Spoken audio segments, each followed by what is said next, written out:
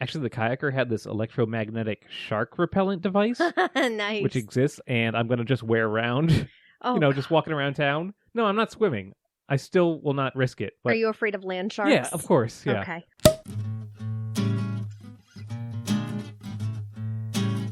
Hey, welcome to the Classy Little Podcast. This is episode 48. Cheers to swimming. Okay. This week we'll be talking about the sport of freediving, old-timey swimsuits, Yes. and sharks. Whoa, no. Yeah! This episode is brought to you by Audible? .com. Oh, I was right. Yeah, get a free audiobook and 30-day free trial by going to Audible Trial. Why are you so excited? I'm so excited! .com/classy. Well, not all of that, but the URL is audibletrial.com/classy. Mm-hmm. And if you're interested in anything we talk about in any of our episodes, I'm sure there is an Audible book out there for you. Yeah. More than 180,000 titles to choose from for your iPhone, Android, Kindle, or MP3 player. What? Come on, be the John Ralphio to my Mona Lisa right now, James. Come on. We are your hosts. I'm Emily. I'm James. And let's talk about our wine and cheese. Let's do it. All right. So I said we'd be talking about sharks this week, so I figured we'd have some great white wine. Oh my God. This week we're drinking Gazella Vinho Verde from Portugal, and even though it literally translates to green wine, it's actually called green not because of its flavor or its color, but because of how fresh and young the grapes are that the wine comes from. And this is relatively inexpensive, and it's crisp and fresh, and CO2 is added for a little bit of effervescence. Ah. It's so light, and it's perfect for summer. So I discovered green wine. So I discovered Vinho Verde a few weeks ago, and I kept meaning to bring it on the show, but every time I'd buy it, Someone drank it. I don't know where it would go. So I finally bought it right before we recorded, so I could be sure to tell everybody how great this wine is, and it's so inexpensive. Do you know the cheese was more expensive than the wine this week, What? James? Yeah, the wine was about $7 for this bottle. Oh my God. Yeah, it's fantastic. Anyway, tell us about our cheese. This week we have Marco Polo. Polo! Let me try. This week we have Marco Polo cheese. Ah! It's buttery, bold cow's milk cheese from Beecher's Ooh. handmade cheese. It's a very hipster-looking label. It's got peppercorns in it. It says it's adventurous as its namesake. It is really odd to have cheese. It's like pepper is the main component in it, sort of. Yeah, well, I would say cheese is the main component of the cheese. It's but a secondary component. That's true. And I'm not really a big pepper fan, but it's not like you're biting into these peppercorns, which No. is nice. It's a good flavor of pepper. 'Cause I really hate biting into a whole I do peppercorn, Nope, can't do it. This mixes green and black peppercorns, and the resulting cheese is a rich and savory blend of umami and buttery notes. Ooh. Yeah. Umami. You could go visit their cheese-making kitchen, actually, in New Ooh. York's Flatiron District. Let's go. Yeah, it's apparently a living museum where visitors can witness the 5,000-year-old art of making cheese. What? Why are we not there? I don't know. Gotta go. See ya. Bye. Yeah, you know what, James? Maybe we should wait 30 minutes between having our wine and cheese and talking about swimming. No, it's best to eat and drink, then swim, I find. Okay. Makes it really adventurous. Yeah. Did you know that Ben Franklin invented swimming? Of course he did. He invented everything. Basically, everything can be traced to Ben Franklin. Or he took credit for everything he could. Yeah. Obviously, he didn't really invent swimming, but he was a huge advocate for it, and he would write about its use as an exercise, and whenever they were on like boat trips, he'd be like, "Watch me, everyone," and he'd jump in the water, and he would write these accounts, like, everyone was thrilled by my swimming acrobatics. I'm like, Aw. Ben, I'm not sure that's true, but he did a lot to popularize it as a sport, and it was kind of thought by the upper classes as something that barbarians did for a long time, Mhm. until Ben Franklin signs on, so everyone got on board too. Oh, sure. Also, of course, because he's Ben Franklin, he invented flippy arms. Let's call Flippy them that. arms. Swim fins, basically, when he was only Oh. 11 years old. Do we even question anything Ben Franklin invents or what he said he invented or how old he was? Or do we just say, yep, if he Yep. said he was 11, He would not lie to us. God. He was inducted to the Swimming Hall of Fame Was he really? in 1968. I don't think it's hard to get inducted into the Swimming Hall of Fame, frankly. We'll be in there after this podcast. Oh, okay. So if you ever want a fun internet hole to fall into, check out the evolution of bathing suits. That's awesome. Oh my gosh, it's so much fun to research. Do you want to guess the materials of some of the earliest bathing suits? Oh, God. Chain metal, I guess? Burlap?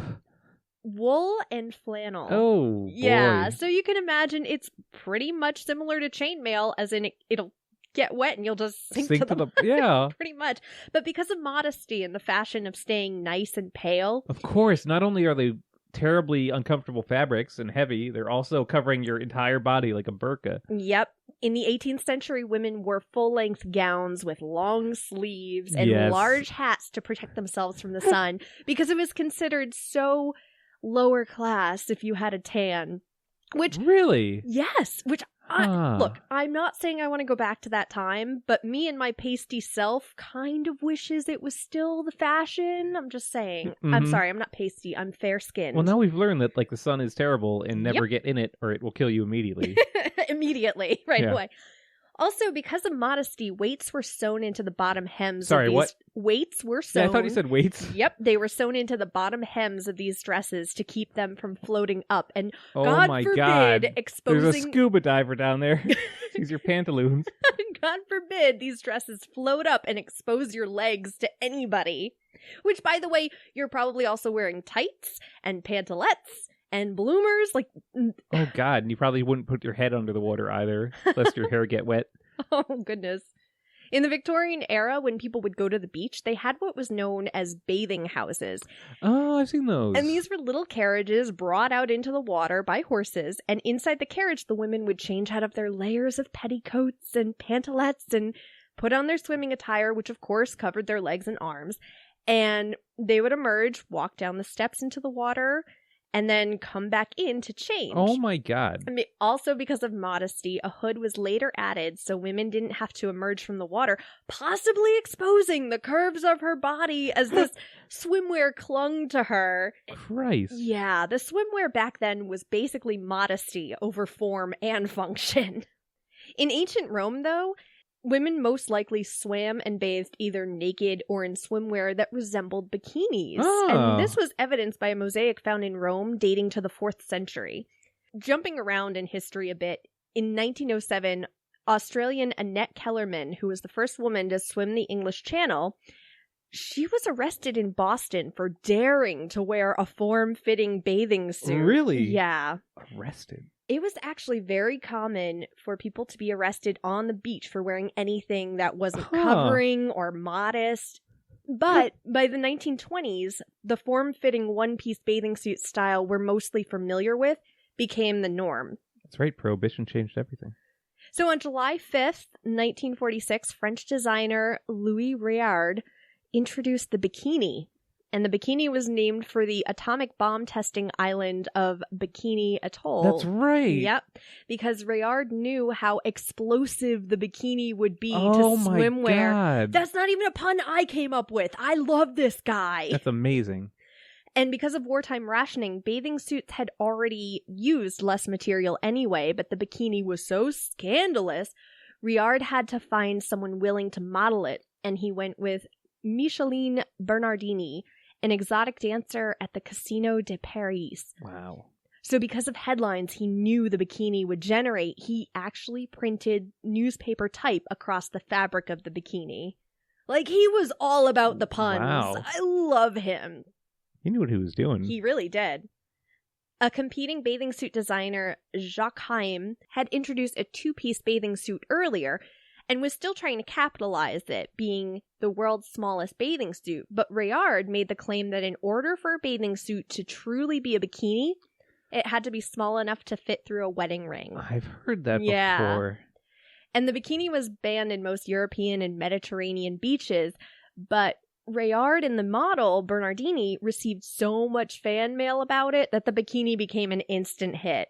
And in the late 1990s, designer Anne Cole came out with a two-piece bathing suit with a bikini bottom and a top that resembled a tank top. And the tankini became the fastest growing bathing suit trend since the bikini. And this now accounts for 1/3 of what people prefer for bathing suit style now. I guess I never knew what a tankini was. I just, one of those words I heard, I'm like, I don't care. I don't want to learn. Well, one of the reasons it's so popular is because women who probably aren't comfortable being in a bikini can still wear a two-piece, making it easier to go to the bathroom, which makes me wonder, like, why of course. wasn't this out earlier? Because if you wear a one-piece, James, I'm going to tell you a bit about the female... Go for it. about female anatomy. If you wear a one-piece and you have to go to the bathroom, you either have to take off this wetsuit or you have to pull the fabric to the side to go to the bathroom. But with a tankini, no. It's nice and easy. Just pull down the bottoms. You have no idea the stuff we go through for convenience and modesty, James. No one's making you do it. I always wondered why there's such a stigma against women showing their ankles. Like, it's something we like to make fun of from, Victorian era. But there really was such a stigma against it. You could not show any part of your leg. For some reason, that was the part of the body we decided, is totally forbidden. There's still some ingrained thing in males. One of the tips my friend got when she was on a reality show about trying to pick up a man is to make sure the bottom of her wrists are exposed. Because apparently that's supposed to... That does it for us? Apparently it does. Now James, that you does mention this do it, anything for you? Something's happening inside. I look ridiculous. Yeah, Damn. let me just talk to you normally like this with my wrists out at you. So, what do you do for fun? I mime Are you things. showing me that you're unarmed right now? See, I always thought bikini was bi as in two, like bicycle and all those other Latin or Greek origins. I know, I thought so too, but yeah, it's based on the island where they did atomic bomb testing. That's amazing. I like it when the guys used to wear the one piece too, like in the same time period. Oh yeah. Let's bring that back. You already wear one piece of swimwear. Oh yeah, that's true, I do. Thank you. Your red and white striped singlet. How do you know that? All right, let's go take a break, go to the beach. And imagine that. While James lifts barbells on the beach with his mustache. Hey, this is Craig. And this is Faye. We're from the Ultra Podcast. And when we're not busy trying not to cross the streams, we're listening to the Classy Little Podcast. Hey, that's my shoe! Oh, shit! And we're back! We're back! Woohoo! So, Emily, do you like breathing? I sure do. Yeah, me too. Which is why I was so surprised to read about freedivers. Mm-hmm. Do you know what freediving is? I mean, it's pretty common sense.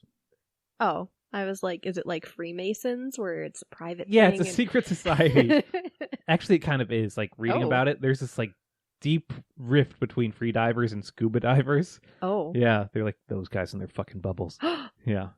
Oh, tell me more, James. Well, I'm not going to get into the rivalry between freedivers and scuba people so much. Whose side are you on? Freediving, I think. Oh. Frankly, yeah. It's pretty badass and dangerous and idiotic, I want to say. Oh, like, good thing you're on their side then. Well, I'm on their side in that I appreciate the boldness of the insane thing they do. Freediving covers, like, anything you do underwater where you're holding your breath, basically. Like, some of them are games and sports. There's something called underwater rugby and underwater football. Oh, cool. You could do, like, treasure hunting and hunt for food. And there's a long history of freediving as a military tool. Yep. Are there freegan diving? Freaking diving? Yeah. I mean, you only eat things you find under the ocean? Yeah, you said they hunt for food. Is there freegan diving? No, but you should probably invent that, because that's kind of clever. No, I don't like anything about this idea. I know. It covers many things, but basically it just means you're underwater for a period of time. They've been used in military to drill holes in battleships way back when. And even like Plato and Homer talked about freedivers who would catch sponges in the island of Kalymnos in Greece, and they could hold their breath for as long as 5 minutes. And they would use these sponges to wash themselves. Oh, okay. Did you know that's where sponges come from? Yes, I did, James. I didn't. James, if you're a woman, you know where sponges come from. There are loofahs, there are sponges. Let me tell you all about women, James. Is that what those girls were learning in 5th grade when they took them into a secret room Yep. to teach them something? Yep. Oh, so now I find out. Well, in Japan, freedivers have been collecting pearls for 2,000 years, so there's a long history of this.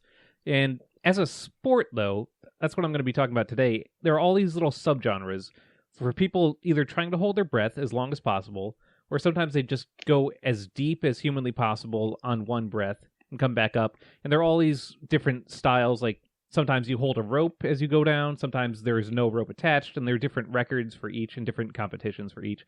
There's one where you hold onto the sled that mechanically like shoots you down into the water and pulls you back up. That's probably the most insane and badass form of freediving, and I'll tell you a little bit about that in a second. Sled. Not like a Red Rider sled, it's specially made. This one video I saw was the longest record for holding your breath. This guy held his breath underwater for 22 minutes, just sitting, floating in a pool. He wasn't exerting himself at all. Uh-huh. And this kind of freediving, quote unquote, because he's not really diving, Yeah. allows you to breathe in pure oxygen beforehand, which your body Okay. needs to live. Right. Yeah, but still, 22 minutes just Yeah. floating like a corpse in a pool. And as they're taking, some guy's got a stopwatch there. He's setting a world record. Yeah. Like, you don't know if he's dead at any point. It's like, is he gonna come up at any? Or no? He's dead. Was this guy Kenny G? Was he holding a really long note, doing his It weird breathing was thing? Was Kenny it Kenny G? It was Yanni. Like, sometimes you get to use two fins. Sometimes there's no fins allowed at all. There's a mono fin. Did you know this exists? Like a you mermaid? Put both your legs together in a fin, and yes, you look a lot like a mermaid. Yes, they make mermaid fins now that you can stick your feet in and be a mermaid. That'd be wonderful if you came out of your Victorian beach house thing In a with mermaid. your flopping along. There's some where you have to carry weights. You don't have to, but it makes you go faster. I like the free immersion style a lot without ever having tried it, obviously, because Yeah. I'm never going to do it. I don't like natural bodies of water because there are sharks in all of them. Well, after researching it, I can assure you I will never, ever do it. I like free immersion a lot. That's the one where you pull the rope or you hang on to it the whole time, which will like help guide you up and down. My Mhm. favorite and the most deadly is called No Limits Apnea. Wow. Apnea is in like not breathing, like yeah, sleep like, apnea. like sleep apnea. Yeah, this is where the diver descends and ascends using this specially made sled and sometimes inflatable bags that when you're at the Okay. bottom you'll pull and it'll bring you up. As you might have guessed, it is very, very dangerous. Yeah. And there's a body that oversees these different genres of free diving and looks at the world records and such and holds competitions. They won't even recognize this style of free diving because of all the death. For example, in August 2015, the world's best free diver, Natalia Molchanova, died during a world record attempt in Spain. Or she allegedly died. They don't know because they never found her. Oh. She went down, and that was the last anyone saw of her. Okay, I'd like to think she's still alive. She's still okay. Free diving. She had lots of debts, and she didn't want to pay off. So maybe Did she really? no, not really. Damn it! But it's James. like, what if you saw Usain Bolt? It's like, oh, he's rounding the corner. He's going behind a building, and that's the last we ever saw of him. I would think he went to the bank. Maybe. He forgot something. Yeah, he had to He left the balance stove his on. checkbook. Yeah, Mhm. sure. This form of freediving is focused on depth and only depth, basically. The world record is 800 feet deep, and it's held by Herbert Kitch, who I guess is like the Michael Jordan or Babe Ruth or... You're not going to say Shaq? Of course, I'm sorry. James, you love Shaq. He's the Shaq of freediving. Was he in a movie called... I don't know. Oh, goodness. He's held the world record at some point for all 8 types of recognized freediving. How are there 8 types of going underwater? I just explained 5 of them. I don't understand. I love this. Know what his nickname is, or was? What? Was? Uh-oh. The deepest man on Earth. Oh, wow. Yeah, you could take that in so many ways. You sure can. I bet he's like, hi, I'm the deepest man on Earth. Let me explain. That's his pickup line. Yeah. Well, that might not work out so well now because he really fucked up pretty bad. Herbert Kitch, who already held the world record for the deepest free dive at about 700 feet, decided to do another dive, even though he already had the record. But I guess you still get the record if you come up and get the bends terribly and have several strokes. Yeah, he didn't decompress right. He blacked out at some point, and normally you're supposed to wait before you come up, 10 meters below the surface and chill out. Chill out. But he didn't. He got pulled up to the surface, and it took him months, if not years, of rehabilitation to get him to learn to walk and talk again, and he'll never be the same person. I read his statement that he put out about a year after this happened, and he's doing better, and he's a motivational speaker now, and he teaches people about freediving, and he's still freediving, too. No! Yeah, which I would think, try pool. Try billiards, Maybe pool would be a bad choice of words, Yeah. James, but billiards is better How about one. darts? Mhm. Reading the Wikipedia page about it, there are all these petty little things that the free divers who must write the page are writing about it. Like, here's all the reasons that free diving is better than scuba. Like, for one thing, they can't see anywhere because of all the fucking bubbles. They really don't like the bubbles. Now, these people are able to stay underwater for such extraordinary amounts of time, from about 4 minutes to, as I mentioned, 22 minutes. It really depends on how you exert yourself and how deep you're going. They're able to do this because the human body has several oxygen-conserving adaptations that come into play when you're underwater like that. There's this thing called the mammalian diving reflex. There's a significant drop in the heart rate once you go underwater. There's blood flow that's redistributed to your vital organs. Basically, it's like a heart and brain circuit that starts going after you've been underwater for so long. Does your body actually know you're underwater? Does it just It know you're does. not breathing? It knows like you need to conserve energy, and it knows water is involved. Whoa. Yeah, blood vessels become engorged, which helps to compensate the pressure. Otherwise, the chest cavity would collapse for many of these depths. Also, there's a body cooling thing that occurs where there are tissue beds in your body that take up less oxygen. This all starts once cold water hits your face, actually. You start to undergo these cooling methods. They also recently discovered that breath holding results in prompt and substantial brain cooling. Whoa. Finally, your body has splenic contractions, which is the release of red blood cells carrying oxygen. So you get more of those anyway, which allows these people to hold their breaths for impossible amounts of time, especially on dry land. Whoa. The mammalian diving reflex is in all mammals, and it's especially strong in those aquatic mammals like, seals and dolphins and otters. No. Yeah, they're so cute. But even human children as young as 6 months have the same responses.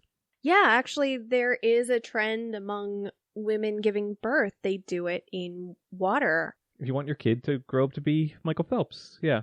Also, there are classes you could take to teach your infant to swim. Like, oh, yeah. But you throw them in a pool and they learn to flip on their backs. They naturally know how to swim. It's Yeah. so weird. Or at least float.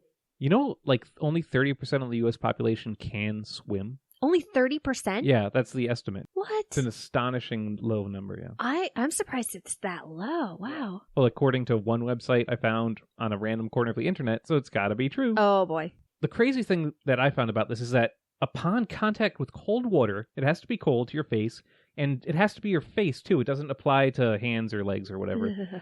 Cold water to your face made you shiver? I hate water in my face. I don't like getting my face It wet. would help cool you down. I know, but you know my thing about getting my face wet. I hate being splashed. I hate it. Nope. I did not know that. Yes, you did. I'll stop throwing glasses of wine in your face like No, Betty Davis. I get mad about that because you're wasting wine, James. You're not aiming for That's my your mouth. immediate reaction, like a glass of wine in the face. Like, James, that was perfectly good wine. That was perfectly good wine. How dare you? Well, upon contact with water, the human heart rate slows down 10 to 25%. This is why people splash cold water on their faces when they're getting worked up. It's this mammalian instinctual response that happens within the body where it's helping you preserve oxygen and cool yourself down and stop you from getting worked up, basically, because that exerts energy and you need that oxygen. Whoa. Right? I didn't know that was a instinctual thing. Yeah. And I was wondering if the brain cooling thing, where if you hold your breath, your brain drops 1 Celsius for every minute or something like that. Did you hold your breath and try this out? Is this why you were late today? today? How would I measure my brain temperature? I don't know. I'll take my meat thermometer and just jam Stick it in there. your ear. Yeah. But I wondered if that's why people having tantrums, like children, will sometimes hold their breath to actually try to calm themselves down. Whoa. Right? I'm pretty sure it's just because they know, all right, fine, you won't give me my way. I'll just hold my breath until I die. I don't know. I don't know. That's be my reason when I have a tantrum. Well, these responses help explain why both unconscious and conscious people can survive longer without oxygen under cold water than a person in a similar situation on dry land. I know we've all seen those videos of someone trapped in a river for a long time and they miraculously survive. Oh, yeah. Because of these built-in mechanisms in our body. They've actually used the diving reflex to treat people with certain kinds of abnormal or irregular heart rates because it forces all these reactions to happen. Now this makes me wonder if cold compresses are actually useful medical things? Yeah. Like in every old movie, he's having a panic attack, I don't know, something's wrong with him, put a wet towel on his head. And I always laughed at that. Maybe not. It sounds like cold water on the face really does something physiologically and immediately that helps people calm down, use less energy. Wow. Yeah. Maybe slapping hysterical people is also a legitimate medical thing. Stop. Everything from old movies is true. So I'm glad you brought up free diving and those crazy people. Yeah. Not crazy, but A little bit. Because I looked up people going over Niagara Falls in barrels. Nice.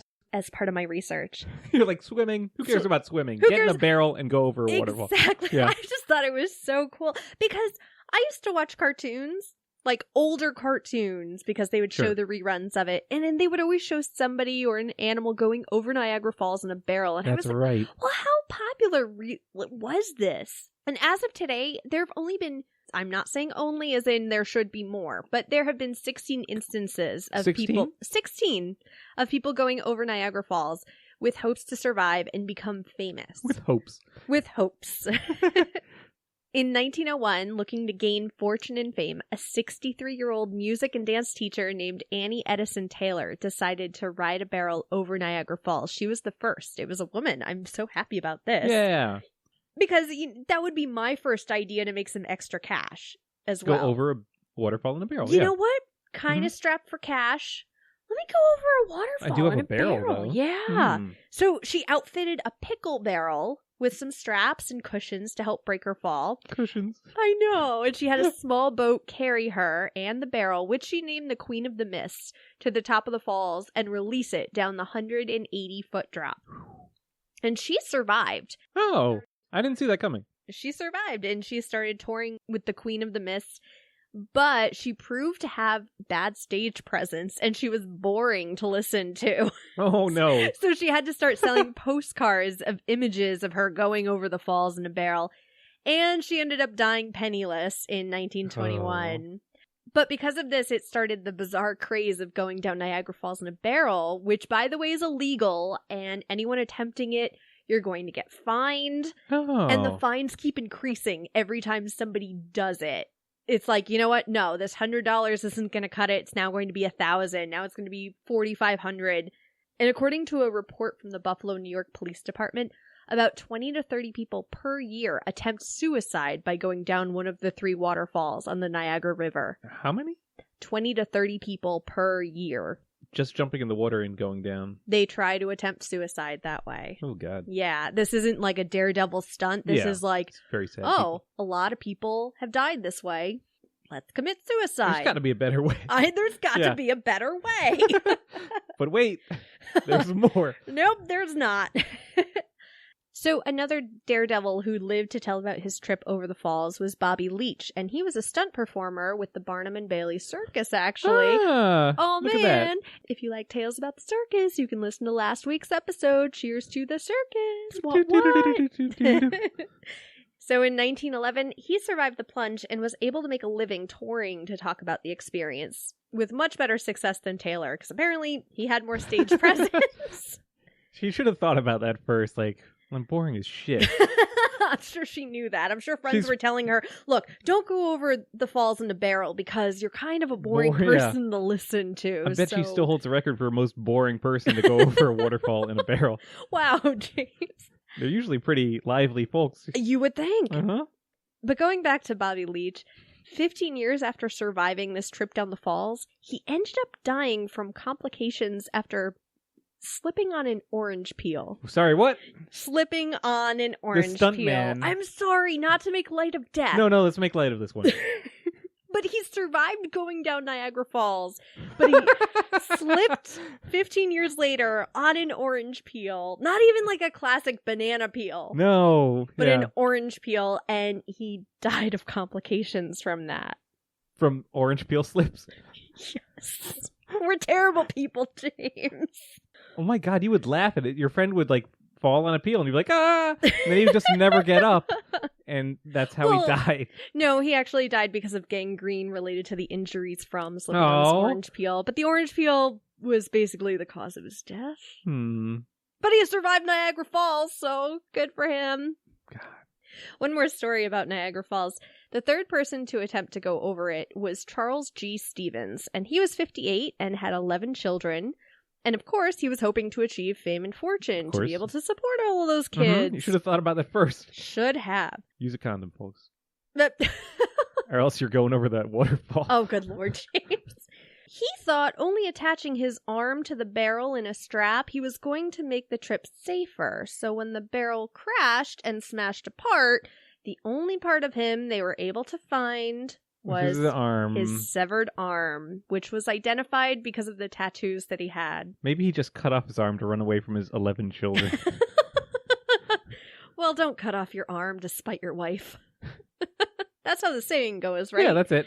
And he was the first person to die in that daredevil attempt to go down Niagara Falls. So people, don't do it. Don't do it at all. Probably a bad idea. Don't free dive either, actually. Yeah, don't do anything we talk about this week. No, we don't endorse anything Yeah, we're don't doing. swim at all. There's sharks in there, for God's sake. I will get to those sharks after these messages. What's up, guys? This is Nick from the Epic Film Guys podcast, and you are listening to the Classy Little Podcast with your hosts, Emily and James. Every single week, they take a topic, be it coffee, be it Back to the Future, be it the sun, and everything you can possibly think of. They give you the history, the controversies, some fun trivia about whatever topic is discussed about along the way.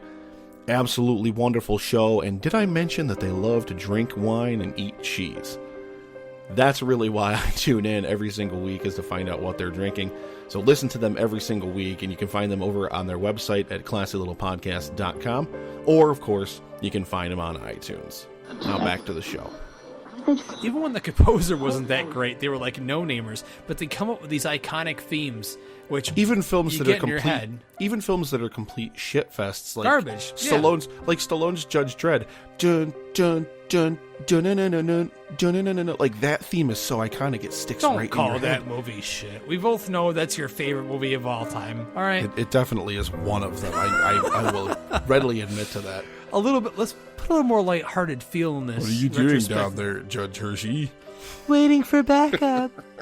Hey, Diane That's here. Lane. Diane Lane, man.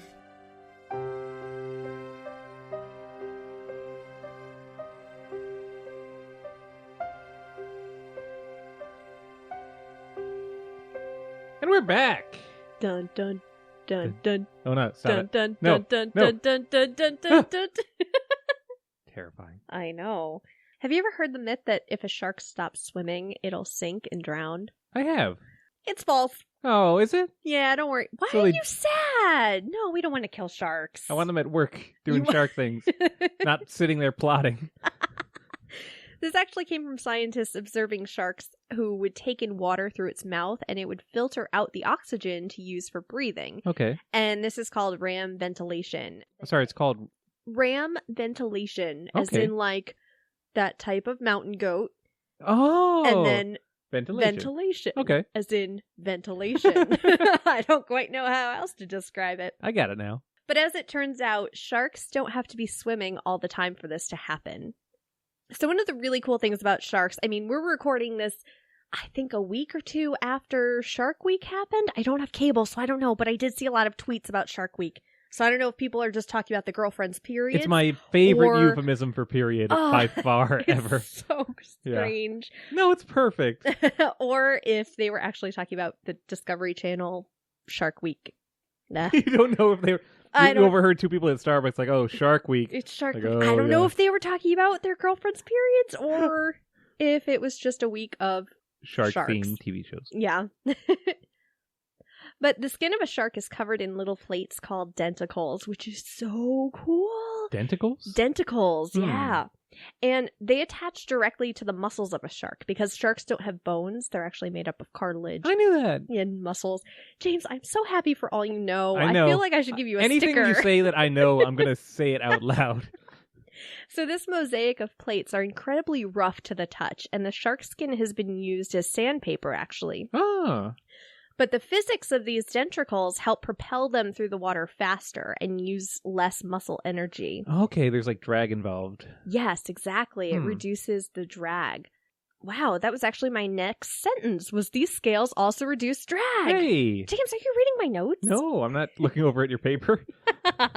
We're Don't- very secretive don't here. copy me. But because of their shape, scientists noticed that shark skin repels algae and barnacles as well, and other microorganisms that could stick to it. Ah. And a surface material called sharklet is currently being developed and tested for uses in doctors' offices, and it's similar to shark skin, and it makes it difficult for bacteria to attach to it. Oh, God, that's brilliant. Right? Yeah. So in tests using copper as a surface, which is also being studied for its antimicrobial properties, Mhm. copper resisted about 80% of MRSA bacteria, while the sharklet resisted 94%. Wow. And because outfitting hospitals and doctors' offices with copper would be incredibly expensive, sharklet is looking like it would be more effective as well as cost effective. It's artificial. It's just inspired by a shark's skin, right? They're not Yes. actually like cutting up sharks, No. plopping them down in emergency. Okay. Yeah. Here's know, your that shark sounds great. delivery. Like a fish market. So Speedo also used denticles as an inspiration to bathing Sorry, I suit. just keep hearing testicles. Go on. Denticles, James. But as it turns out, because our bodies aren't as flexible as a shark's, it doesn't really propel us through the water as quickly. Oh. But the suit may help swimmers because of its structure by helping position a swimmer's posture better, and the tightness could help with circulation. Oh, okay. It also takes a half an hour to get into this suit, and it What? costs upwards of $500. Jesus, for a swimsuit? Yeah, and this style Wow. of bathing suit is called Faskin, and it includes the laser Speedo, which was made popular in the 2008 Olympics by Michael Phelps? Michael Phelps. Yeah. And it wasn't so much the shark skin attributes that contributed to the officials making this illegal, but the fact that the laser Speedo suits were manufactured to create air pockets, and that increased the swimmer's buoyancy in the water. So when you look at videos of Michael Phelps, it looks like he's floating on the water as he's swimming so quickly. Oh. Were they outlawed or anything? Yeah, they were made illegal to use in the Olympics. But the shark skin inspired technology could prove useful in things like propellers or even in airplanes, since the denticles, James, Gotcha. of a shark help propel water away from the shark. The technology could be used in a similar way to propel air away from airplanes. I just like the idea that sharks want to be away from water. Like, get me away from all this water. Yeah. There's such a fear of sharks, especially since Steven Spielberg's Jaws came out in 1975. Hmm. But the actual occurrence of shark attacks is very rare. That's what they say. All right, well, James, more people are killed by beds per year. Beds? Beds, 450 Deathbeds.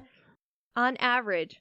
450 death by beds can occur annually. I don't know how else How to does spell one that. die by a bed? Falling off the bed.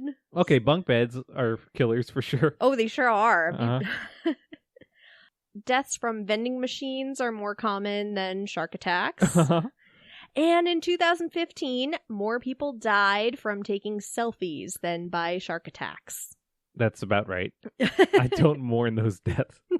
By the way, just to clarify, it's not that you're more likely to die from taking a selfie. It's that more deaths have occurred in these instances than shark attacks. It's not like, oh, I'm taking a selfie, I have a 33% chance of death, whereas swimming with sharks give me a 14% chance, something like that. Well, if you're swimming with sharks, I think your percentage goes way up. If you happen to just go swimming, Exactly. I think your chances are pretty low. But it's one of those air crash statistics. Like, Right. I understand, like, statistically it's very rare.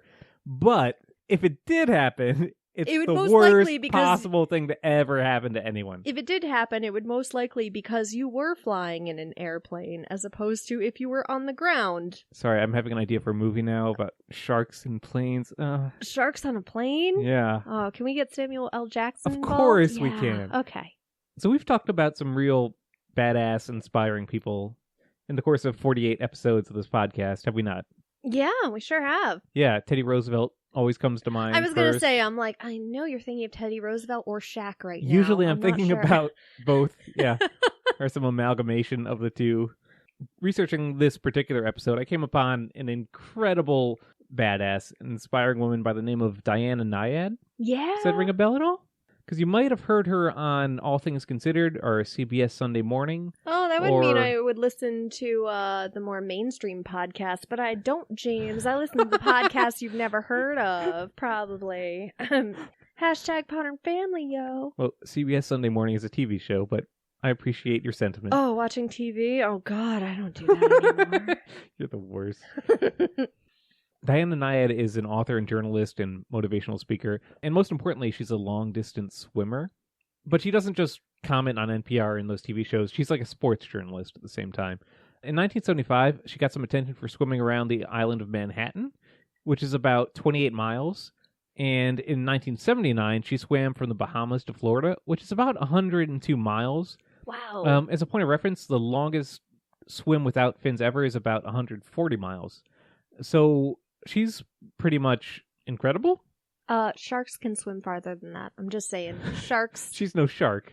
Sharks Sure. win. She's most well known for her incredible feat in 2013 when she swam from Cuba to Florida without the aid of a shark cage. It was about Whoa. 110 miles. Was she allowed to do that? Yes, it took a lot of bureaucratic paperwork and stuff, but yes, I was she going was. to say, probably back then she Mhm. couldn't. Did she bring cigars with her? Yeah, she brought cigars back. Okay. Just swam with them. Oh, these are all soggy. That made her the first person to swim the distance without a cage, and my hat's off to her. Yeah. I won't even dip my foot in a pond without a shark cage. Like I You said, won't even take a bath without a there shark are cage. sharks in there. It could be right under the surface. As soon as you dive in, there could be a shark's mouth just waiting for you. Don't do it, people. Well, she was born in New York, and her great-great-grandmother was the inventor of Miss Winslow's soothing syrup. 2 questions. Yes. First of all, Uh-huh. was it Harriet Winslow from Family Matters? No. Okay. Second of all, did it involve alcohol? Oh, not only that, there was plenty of morphine in there, too. Oh, wow. But the alcohol didn't do it for you. All right. She's no Harriet Winslow, but there's alcohol in that soothing syrup. Oh, it must have been real fucking soothing because it had tons of morphine in it. It was for teething children, of course. Of course. Yeah. Mhm. I just love old-timey patent medicines. Yep. She's also the great-grandniece of a women's rights activist and author by the name of Laura Curtis Bullard. She was a famous suffragette. Right from the start, she set up to be one of those classic American independent pioneering characters, I love her. and she does not disappoint. You know they didn't stop selling Miss Winslow soothing syrup in the UK until 1930?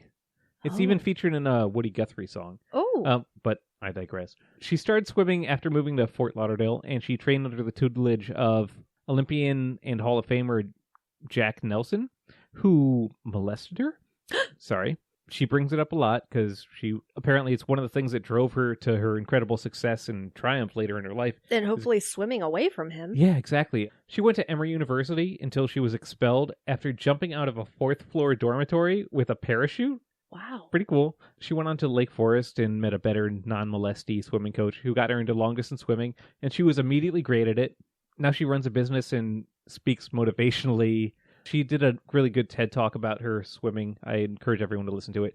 She's written 4 books, and not all of them are about her either, although I think 3 of the 4 are. She wrote one about NFL wide receiver Keyshawn Johnson. Wow. So she's just like a good writer and a smart person and an inspirational figure altogether. In 1978, after already breaking the world record for swimming around Manhattan in 8 hours. 8 hours? Yeah. I can't even walk around Manhattan in 8 hours. I get No, lost. I could not either. Yeah. It's a grid pattern, motherfucker. The streets are numbered. So after that, she made her first attempt. This was in 1978 to swim between Havana and Key West. She did it in a shark cage at the time and swam for about 42 hours before a team of doctors pulled her out of the water.